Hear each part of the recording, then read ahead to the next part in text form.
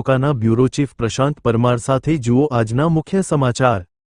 છોટાઉદેપુર જિલ્લાના સંખેડા તાલુકાના ગરડા ગ્રામ પંચાયતના શ્રીગામ ધાનકા ગામમાં બનેલી પરિસ્થિતિ ચિંતાજનક, જ્યાં સરકારી જાહેર શૌચાલયો માટે વપરાયેલા ફંડમાં ભ્રષ્ટાચારના આક્ષેપ।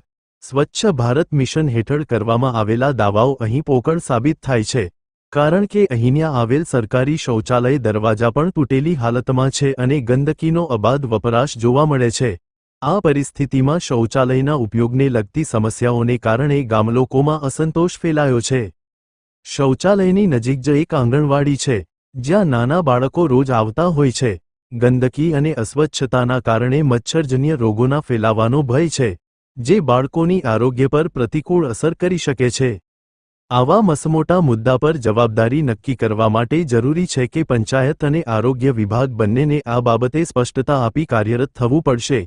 સ્વચ્છતા જાળવવી એ પંચાયતની પ્રાથમિક જવાબદારી છે, પરંતુ આરોગ્ય વિભાગ દ્વારા થયેલ અભાવ અને તાકીદીને લઈ લગતા વળગતા તંત્ર આ શૌચાલયની સાફ સફાઈ કરાવે। આ મુદ્દા સામે લોકોમાં ભારે ચર્ચા ચાલી રહી છે કે શૌચાલયના નિર્માણમાં થયેલ ભ્રષ્ટાચારને આ આખી પરિસ્થિતિ માટે જવાબદાર ગણવું જોઈએ કે પંચાયત અને લાગતા વરગતા અધિકારીઓ। બ્યુરો રિપોર્ટ પ્રશાંત પરમાર, સંખેડા।